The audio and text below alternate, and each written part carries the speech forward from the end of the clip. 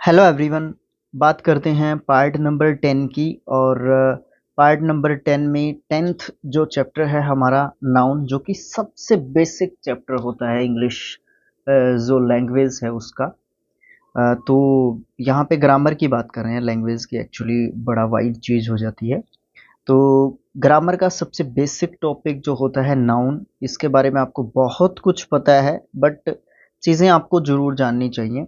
Book के according या देखने के अकॉर्डिंग बहुत सारे नज़रिए होते हैं, सबके पढ़ने के पढ़ाने के भी। ठीक है, तो चलिए स्टार्ट करते हैं इस चैप्टर नंबर 9 को कि क्या दिया हुआ है क्या नहीं है। चलिए देखते हैं हम अपना चैप्टर नंबर जो 10 है वो है हमारा नाउन। सबसे पहले हम बात कर दें कि नाउन क्या होता है। आपको बड़ा मतलब सिंपली यही चीज़ आपको हर जगह लिखी हुई मिलेगी नाउन के बारे में कि नाउन इज़ अ वर्ड या noun is used as the name of a person, place, thing, idea, a quality of a person और थिंग, किसी भी चीज़ की उसको हम नाउन बोलते हैं। फिर बात करते हैं kinds of noun. There are 5 types और काइंड्स ऑफ नाउन। सबसे पहली चीज़ होती है common noun. It is the name given in a common नाम दिया जाता है टू एवरी पर्सन और thing of the same kind. मतलब एक जैसी चीज को एक नाम दे दिया जाता है पर्टिकुलर कोई, उसको कॉमन नाउन बोलते हैं कि इसी नाम से जो है इस चीज को पुकारा जाएगा, चाहे वो कोई भी हो इसी नाम से बोला जाएगा, लेकिन सेम क्वालिटीज, सेम जैसी चीजें उसमें कुछ क्वालिटीज होनी चाहिए। It is not a name of any particular person, thing, place. For example boy, girl, teacher, doctor, ये सब जो है क्या होते हैं, हमारे कॉमन नाउन होते हैं। अब टीचर आप मेल को कह लो, फीमेल को कह लो, टीचर तो टीचर है, जो पढ़ाता है वो टीचर है ना। अब जैसे बॉय है, बॉय कोई भी हो सकता है, कोई भी लड़का बॉय है, लेकिन सबका अगर प्रॉपर नाउन आप प्रॉपर नेम अगर किसी पर्टिकुलर पर्सन का लेंगे तो वो तो आपका प्रॉपर नाउन होगा, जो कि अगला टाइप होता है हमारा। ठीक है। It is the name to given a particular given to a particular person, place or thing। जैसे दिल्ली, शिमला, किसी को जुपिटर, किसी भी पर्टिकुलर, जैसे मेरा नाम राजवीर है, आपका नाम जो भी है ना, तो वो क्या है, हमारा आपका प्रॉपर नाउन है। Collective noun, it is the name of a collection of persons and things treated and spoken together as a whole. ये इस चीज पे ध्यान दीजिए, treated and spoken together as a whole, मतलब एक साथ बोली जाती है। कॉमन नाउन और प्रॉपर नाउन में बेसिक डिफरेंस समझने की कोशिश कीजिए आप, क्या होता है उसमें। कॉमन नाउन में क्या करते हैं, किसी भी एक जैसी चीज को या कोई भी एक जैसी चीजें, एक जैसी क्वालिटीज हैं, उसको हम एक नाम दे देते हैं और उन सब चीजों को उसी नाम से बोल देते हैं। लेकिन जो हमारी कलेक्टिव नाउन होती है उसमें कलेक्शन होता है पर्सन्स या थिंग्स का, या फिर उनको बोला जाता है एक होल, पूरी एक क्लास के रूप में उनको बोला जाता है। सेम सेम जैसी चीज है कुछ कुछ। ठीक है, जैसे फ्लीट हो गया, ऑडियंस हो गया, क्लास हो गया, कमेटी हो गया, क्राउड हो गया, मॉब हो गया। अब इसमें क्या होता है, एक जैसी चीज को कहते हैं ना। अब मैंने मैन बोल दिया, मैन कलेक्टिव नाउन है कि कॉमन नाउन है, मुझे कमेंट बॉक्स में लिख के बता दीजिए, बस यहीं से पता चल जाएगा आप समझ गए या नहीं समझे। एब्स्ट्रैक्ट नाउन क्या होता है, फीलिंग्स होती हैं एक तरीके से, या फिर क्वालिटी या किसी आइडिया या किसी भी कंसेप्ट को जो है बताती है जब कोई चीज़। फॉर एग्जांपल यहाँ पे ब्यूटी की बात करते हैं, ये किसी की क्वालिटी को बताता है। यूथ की बात करते हैं, ये किसी की फिजिकल पोजीशन को बताता है। ऑनेस्टी, ये किसी के व्यवहार को, बिहेवियर को बताता है। डेथ, ये स्टेट को बताता है ना। तो ये सब चीजें जो जो भी वर्ड करता है उसको एब्स्ट्रैक्ट नाउन बोलते हैं। मैटेरियल नाउन पे ज्यादा बोलने की जरूरत नहीं है। गोल्ड, सिल्वर, कॉइन, कोल, व्हीट, टी, ये सब जो जो भी मैटेरियल चीजें होती हैं, मैटेरियल होते हैं, जो भी पदार्थ होते हैं जो, उनको हम क्या कहते हैं, मैटेरियल नाउन के रूप में जानते हैं। ठीक है। Number of a noun singular और प्लूरल दोनों प्रकार के हो सकते हैं। Gender of a noun masculine हो सकते हैं, फेमिनाइन हो सकते हैं, न्यूट्रल हो सकते हैं। केस ऑफ ए नाउन, वो जो है नॉमिनेटिव, सब्जेक्टिव, पॉजेसिव, जेनेटिव या पॉजेसिव एक ही बात होती है। और फिर एक होता है वोकेटिव, जिसमें आप बताते हैं, किसी से बात करते हैं, जैसे हेल्प मी मोहन, ये वोकेटिव केस हो गया, किसी को आप बोल रहे हैं, ठीक है। केस इन एपोजिशन, एक चीज होती है नाउन इन एपोजिशन। इसमें क्या होता है, एक प्रॉपर नाउन की हम बात करते हैं, उसके बाद एक कोमा लगाते हैं और फिर अगला कोमा तक जो वर्ड लिखते हैं, वर्ड्स लिखते हैं एक्चुअली कुछ, वो जो प्रॉपर नाउन है उसको और भी ज्यादा इंट्रोड्यूस करते हैं, ठीक है, उसके बारे में बताते हैं। और क्या करते हैं, वो जो कोमास के बीच में होता है वो क्या होता है, वो हमारा नाउन इन एपोजिशन होता है, और ज्यादा मतलब उसके बारे में डिफाइन करते हैं प्रॉपर नाउन के बारे में, उसको नाउन इन एपोजिशन या केस इन एपोजिशन हम बोलते हैं। एग्जाम्पल के तौर पे पढ़ेंगे तो बहुत अच्छा रहेगा। Mohan the captain of our team has been rewarded. अब अगर या the captain of our team अगर ना लिखें तो भी ये सेंटेंस बनता है, मोहन हैज बीन रिवॉर्डेड। अब यहाँ पे मोहन के बारे में और भी बता दिया कि मोहन, मोहन कौन है, जो कि कैप्टन है हमारी टीम का, मोहन, ठीक है। अब आप ये कहें कि मोहन हैज बीन रिवॉर्डेड, अब ये कहेंगे आप बात, तो मोहन हमारी टीम का मेंबर हो गया, मोहन को रिवॉर्ड किया गया, ठीक है भाई, किया गया होगा किसी फील्ड में, कहीं पे, किसी भी प्रकार से। लेकिन यहाँ पे ना बहुत सारी जानकारी मिलेगी। मोहन, पहली बात तो वो कैप्टन है, दूसरी बात वो हमारी टीम से है। आपकी टीम क्रिकेट की हो सकती है, फुटबॉल की हो सकती है, हॉकी की हो सकती है, जैसे अपनी स्किल IQ की टीम है, उस तरीके से जो टीम है आपकी, आपका जो ग्रुप है आप, ठीक है। तो मुझे ऐसा लगता है कि आप समझ गए होंगे। अब रूल्स की बात करते हैं, यहाँ से और भी ज़्यादा इम्पोर्टेंट चीज़ें जो है शुरू हो गई हैं। और PDF के लिए आप क्या कर सकते हैं, स्किल IQ टेलीग्राम को ज्वाइन कर लीजिए, ठीक है। वहाँ पे हम वीडियोस के लिंक डाल देते थे, ठीक है। डिस्क्रिप्शन बॉक्स में आपको व्हाट्सएप चैनल का लिंक मिल जाएगा, ठीक है, उसको आप ज्वाइन कर सकते हैं, ठीक है। लड़कियां उसको ज्वाइन ना करें, लड़कियां व्हाट्सएप नंबर दिया गया है जो, उसके ऊपर मैसेज कर दें, आपके लिए अलग से ग्रुप बनाया गया, उसको आप ज्वाइन कर सकते हैं। इस तरीके की चीज़ें, इस तरीके का प्रावधान है कुछ हमारी टीम की तरफ से, हमारी तरफ से, आप उसका लाभ ले सकते हैं। हमें आप क्या दे सकते हैं, आप वीडियो को लाइक कर सकते हैं, चैनल को सब्सक्राइब कर सकते हैं, क्योंकि नंबर ऑफ सब्सक्राइबर हमें जो है एंथुसियाज करेगा एक तरीके से वीडियोस बनाने के लिए और ज़्यादा बेहतरी करने के लिए, ठीक है। और फिर अर्निंग का साधन क्या है सर आपका, तो यही है, आप इसको थोड़ा सा व्यूज़ अगर आएंगे तो हमारी अर्निंग का भी कुछ ना कुछ बढ़ेगा, तो बढ़ेगा तो एक तरीके से हम इसके ऊपर फोकस्ड होते जाएंगे, तो ये सब चीज़ें चलती रहेंगी। अभी हम बात करते हैं रूल्स की, रूल्स ऑफ नाउन के बारे में बात करते हैं। रूल नंबर फर्स्ट की बात करते हैं। यहाँ पे ए पॉइंट है और ए के अंदर ए पॉइंट है, uncountable nouns are used singular forms only.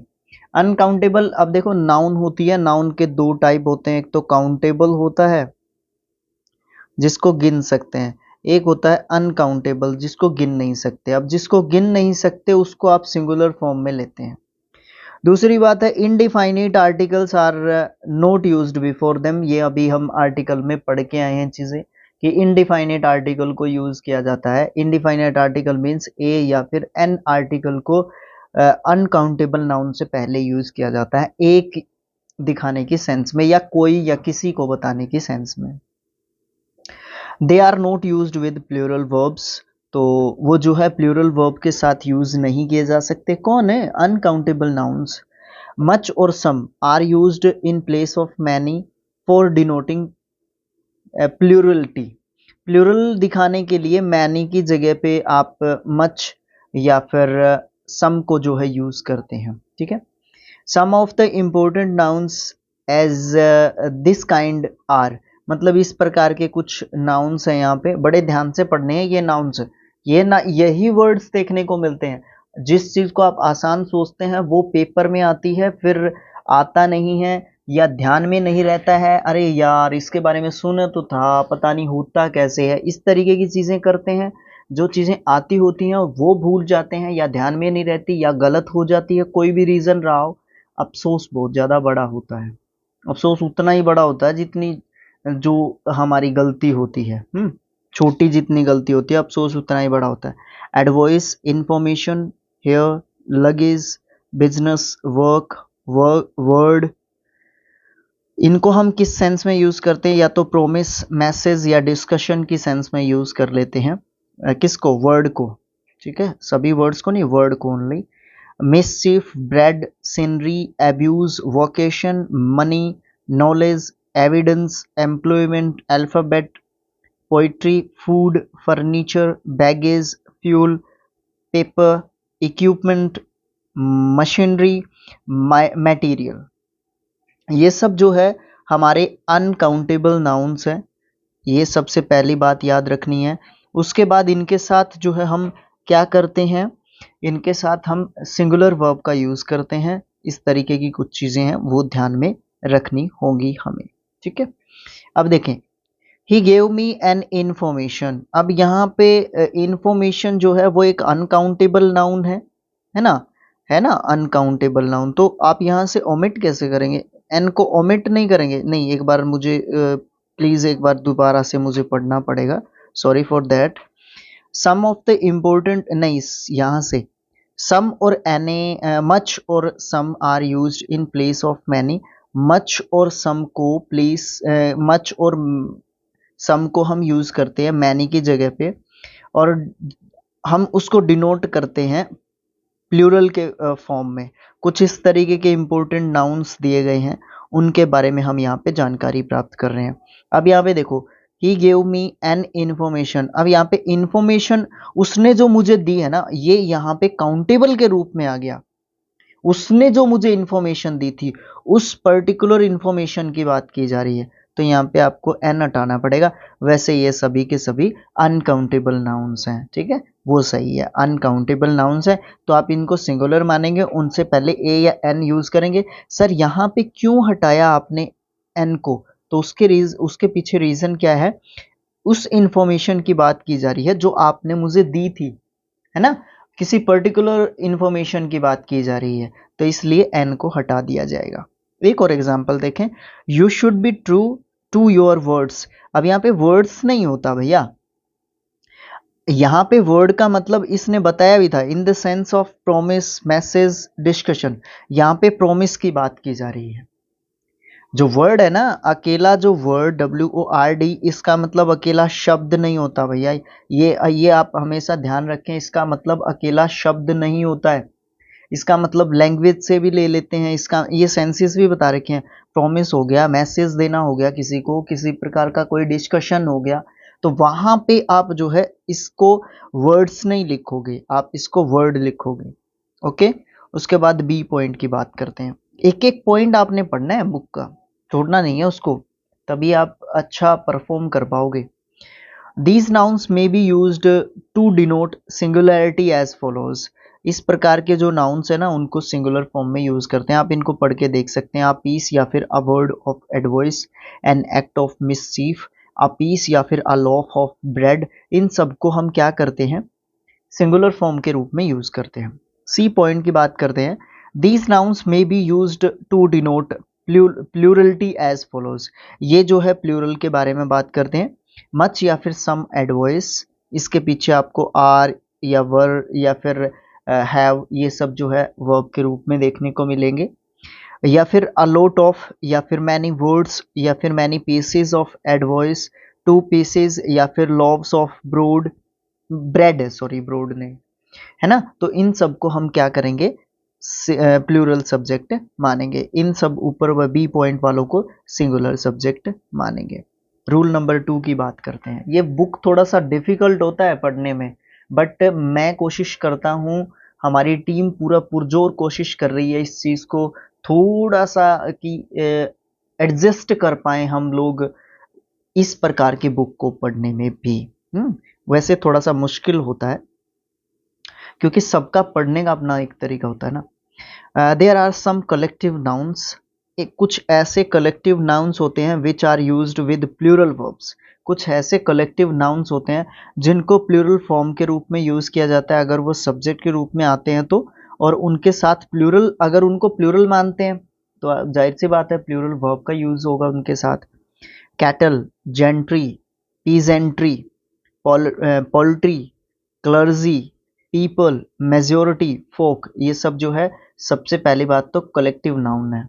दूसरी बात, इनको सब्जेक्ट के रूप में आप लिखोगे तो आप इनको क्या लिखोगे, प्लूरल सब्जेक्ट मानोगे, वर्ब इसके साथ प्लूरल यूज करोगे। बी पॉइंट की बात है, the nouns committee, jury, house, ministry, family, mob, crowd, audience, police, team, member नहीं है, board, staff, public are used with singular verbs when they are used as a body और group.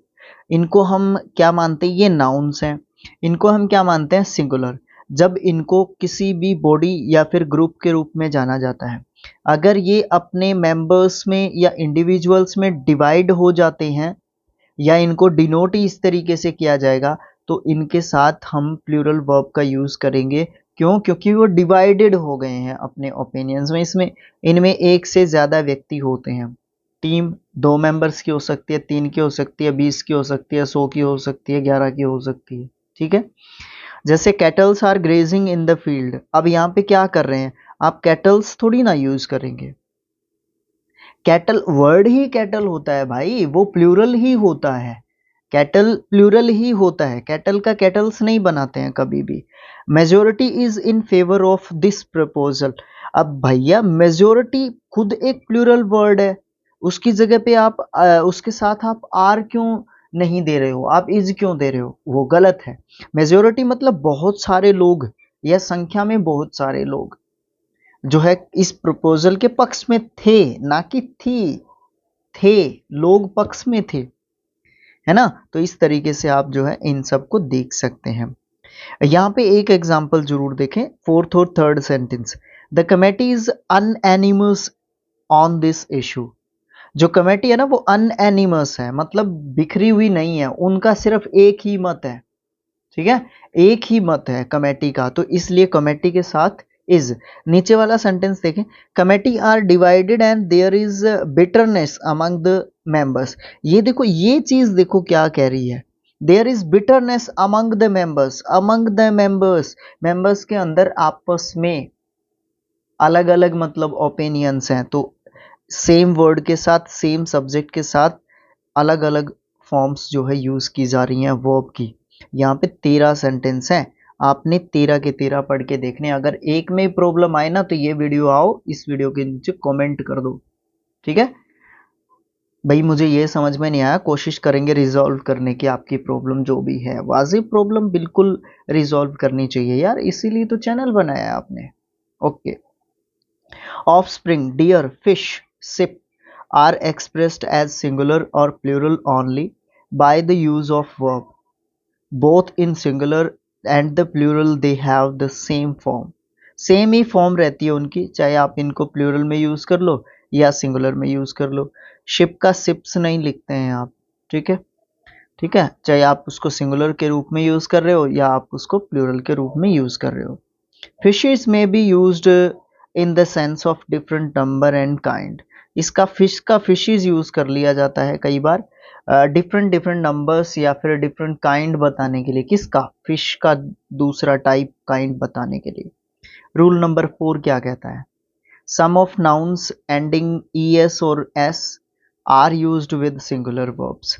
कुछ ऐसे nouns होते हैं जिनके एंड में s आता है या es आता है। अब जब हम छोटे बच्चे होते हैं तो हमें क्या सिखाया जाता है, बेटा बैग का प्लूरल बनता है बैग्स। उसी प्रकार से बच्चा कई बार शिप का शिप्स जो है बना देता है ना, ये ध्यान में करता ही नहीं है कि इसका नहीं होता। ये चीजें इसीलिए छोटे होते होते होते भी हमारे पास आज तक भी ऐसे ही घूमती रहती हैं।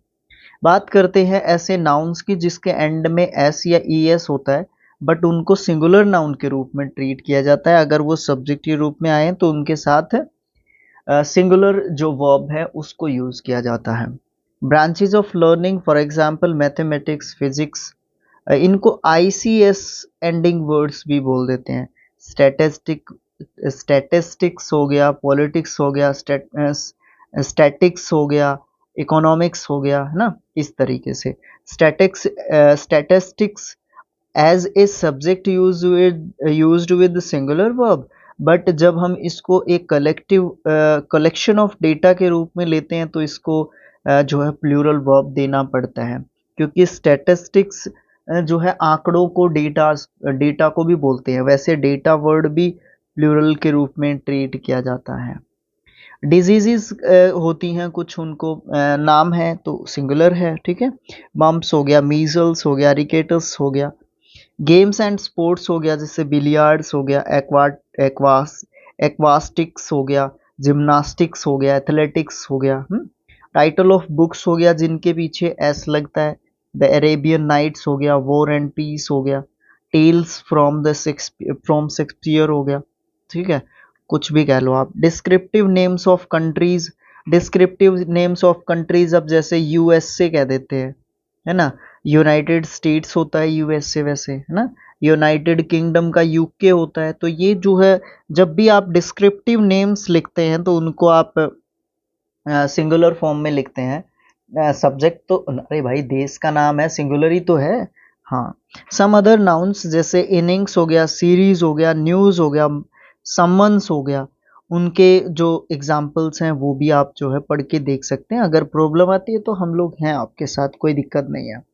The measles have broken out out in the town. भाई मीजल्स जो है यहाँ पे बीमारी का नाम है, एक डिजीज का नाम है, उसके साथ आप हैव कैसे लगा रहे हो? आप वहां पे हैज लगाओगे। Politics are a dirty game, politics are नहीं होगा भाई, इज होगा, ठीक है।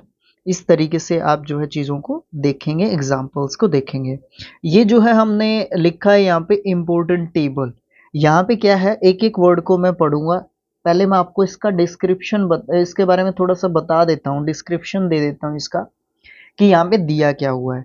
देखो, जब भी हम नाउन्स की बात करते हैं, जैसे मान लीजिए गुड है, गुड का मतलब अच्छा होता है। डिग्री में जब देखते हैं गुड, बेटर, बेस्ट होता है। जब नाउन की बात करते हैं तो आप इसका मतलब अच्छा कहेंगे एक तरीके से, वैसे एडजेक्टिव के रूप में भी अच्छा कहेंगे, हाँ। लेकिन जब आप GOODS लगा देंगे ना, इसका मतलब बहुत अच्छा या अच्छे थोड़ी ना हो गया। यानी कि ये प्लूरल फॉर्म नहीं होता इसका भाई। इसका मतलब सामान होता है, सामान, थिंग्स। ओके। इसका मतलब अच्छा होता है। एस इस तरीके से दिया गया है। आप किस तरीके से यूज करते हो? जैसे वुड को सिंगुलर फॉर्म में यूज करते हो तो मटेरियल के रूप में यूज करते हो, बट वुड्स के रूप में यूज करते हो तो जंगल को फॉरेस्ट के रूप में यूज करते हो। वाटर मटेरियल होता है, वोटर्स जो है सी होता है। जब आप वोटर्स लिखोगे तो सी कहोगे, उसको समुद्र की बात की जा रही है जब आप एस लगा के बात करोगे। एसेट मतलब क्वालिटी की बात की जा रही है, अगर एस लगा दिया तो प्रॉपर्टी की बात की जा रही है। तो इस तरीके से आप इस टेबल को समझ लेंगे बड़े अच्छे तरीके से। रूल नंबर 6 की बात करते हैं यहाँ पे। Some nouns are generally used in plural form with plural verb, जैसे article of dress, trouser, breeches, jeans, इनको हम प्लूरल फॉर्म में लेते हैं। नेम्स ऑफ इंस्ट्रूमेंट्स जैसे सीजर्स, स्पेक्टेकल्स, शेयर्स, स्केल्स, इन सब को हम क्या किस में लेते हैं? प्लूरल नाउन के रूप में लेते हैं, तो प्लूरल वर्ब के रूप में यूज करोगे। कुछ नाउन्स होते हैं, एल्मास, थैंक्स, प्रोसीड्स, रीचेस, कॉन्टेंट्स, क्रेडेंटियल्स, है ना, ऑर्डर्स, इस तरीके से ये सारे नाउन्स हैं। तो इनको आप किस तरीके से यूज करोगे? एक प्लूरल नाउन के रूप में यूज करोगे और इनके साथ जो है प्लूरल वर्ब का यूज करोगे। For example, my scissors is not sharp नहीं करेंगे, आर नॉट शार्प करेंगे। ओके। इस तरीके से कर सकते हैं। सेवंथ रूल की बात करते हैं। सेवंथ रूल क्या कहता है? एक कंपाउंड नाउन, कंपाउंड नाउन क्या होता है? जब दो या दो से ज्यादा वर्ड्स मिलके एक वर्ड बनाते हैं, एक नाउन बनाते हैं, और उससे एक चीज को डिनोट कर पाते हैं, एक चीज के बारे में ही जानकारी प्राप्त होती है। 10 डे टूर, इस तरीके से, है ना। तो एक ही बात की रहे, 10 दिन का टूर हो गया भाई, 10 दिन का टूर हो गया। तो यहाँ पे क्या कह रहा है? एक कंपाउंड नाउन न्यूमेरिकल प्लस के noun is not used in plural if a noun does the work of an adjective। अगर ये adjective का काम कर रहा है तो इसको आप जो है प्लूरल में यूज नहीं कर सकते, आप इसको सिंगुलर नाउन के रूप में ट्रीट करेंगे। रूल नंबर 8 की बात करते हैं। nouns expressing nouns expressing number are used in singular with numerical adjectives। for example, 200, 2000, 5 dozen, 2 score, 2 million, 3 lakhs, इन सब को हम किस में यूज करेंगे? सिंगुलर फॉर्म में यूज़ करते हैं वैसे, और इनके साथ एस देने की ज़रूरत नहीं होती है, जिससे हम इनको इनका प्लूरल फॉर्म नहीं बनाना होता है। प्लूरल इसने ऑलरेडी बना दिया होता है, जो भी काम करना होता है ना, न्यूमेरिकल एडजेक्टिव ने काम कर दिया होता है। ठीक है, ये जो है सिर्फ और सिर्फ इसके बारे में बता रहा है कि कितनी अमाउंट की बात की जा रही है, बस बाकी काम न्यूमेरिकल एडजेक्टिव ने कर दिया होता है। रूल नंबर 9 की बात करते हैं, एपोस्ट्रोफ एस की बात करते हैं कि कहाँ कहाँ पे यूज़ किया जाता है। The use of apostrophe with S was not correct in this case of non living things. Non living things के साथ उसको यूज़ करते हैं, लेकिन उसके साथ लिविंग थिंग्स का भी कुछ ना कुछ मतलब ज़रूर होता है, और it is restricted only to living things, time, weight, distance, amount और पर्सोनिफाइड थिंग्स। पर्सोनिफाइड थिंग्स क्या होते हैं? मानवीकरण। मानवीकरण मतलब निर्जीव चीज को, नॉन लिविंग थिंग्स को एक लिविंग थिंग्स के रूप में दिखाया जाता है। ओके, जैसे बॉयज हैंड है ना, ये नॉन लिविंग थिंग्स को लिविंग के रूप में नहीं दिखाया गया है, मैं ये सिर्फ एग्जाम्पल पढ़ा है इसलिए। तो यहाँ पे क्या होता है, पर्सोनिफिकेशन कहते हैं उसको, जब आप नॉन लिविंग थिंग्स को एज ए ह्यूमन बीइंग दिखाते हैं। एपोस्ट्रोफ एस सिंगुलर के साथ लगता है, बस इसमें ज़्यादा, मेरे हिसाब से इसमें ज़्यादा आपको कंफ्यूजन भी नहीं होगा। Okay, two nouns in the possessive case denote plural form. दो नाउन जो पॉजेसिव केस के होते हैं, जब एपोस्ट्रोफ एस लगता है तो वो पॉजेसिव केस के हो गए। ओके, तो वो प्लूरल फॉर्म के रूप में काउंट किए जाते हैं, उनके साथ आप प्लूरल नाउन के जैसा ट्रीट करोगे उनको। When apostrophe with S is used with one noun, अगर उन दो नाउन में से, अभी तक नाउन नहीं लगाया था, सॉरी एपोस्ट्रोफ नहीं लगाया था। ओके, अब आपने एक के साथ एपोस्ट्रोफ एस लगा दिया तो वो एक सिंगुलर फॉर्म बन जाता है, जैसे शीला एंड रोहित्स फादर। अब यहाँ पे इसको आप पूरे को क्या करोगे, शीला और रोहित के पिता की बात की जा रही है, अब पिता तो एक ही व्यक्ति होगा ना भाई, ये चीज। With compound nouns apostrophe with s should be added only with the last word. Compound noun के साथ जो है लास्ट वर्ड के साथ ऐड होगा, मदर के साथ ऐड नहीं होगा, लोज के साथ ऐड होगा। Pronouns are written by omitting apostrophe but s is added.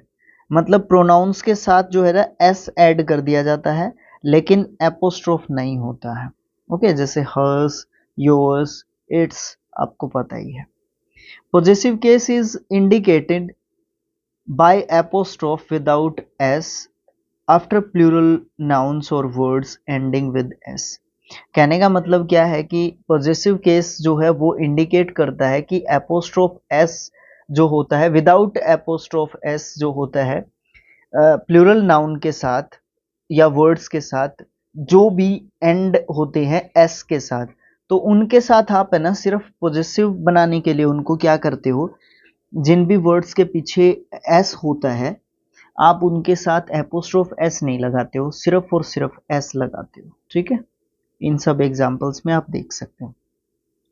कई बार इनडिफाइनेट प्रोनाउंस की बात करते हैं, इनडिफाइनेट प्रोनाउंस में बडी लगता है पीछे, ठीक है, सम, एने, नो, इन सब के साथ जो है। ओके, तो ये जो है हमारे इनडिफाइनेट प्रोनाउंस बन जाते हैं। तो जब हम बात करते हैं इनके साथ एल्स आ जाता है कई बार, ठीक है, इनके साथ अगर एल्स आता है तो एपोस्ट्रोफ एस जो है एल्स के साथ लगता है इस सिचुएशन में। ठीक है, तो समबडीज के साथ कभी नहीं लगता है, एल्स के साथ जो है एपोस्ट्रोफ एस लगता है। इसमें बी पॉइंट और है, the correct expression whose else should be used in place of expression who else is. However, who else is also correct.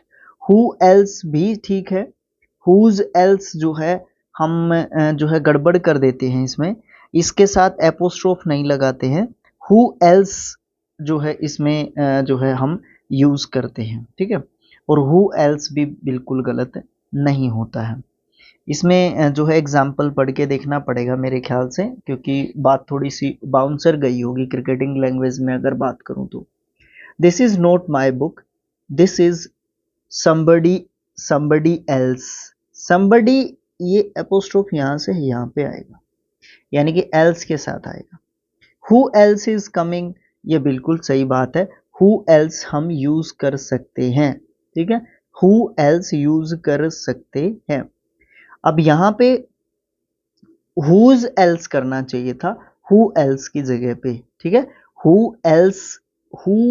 else कर सकते हैं।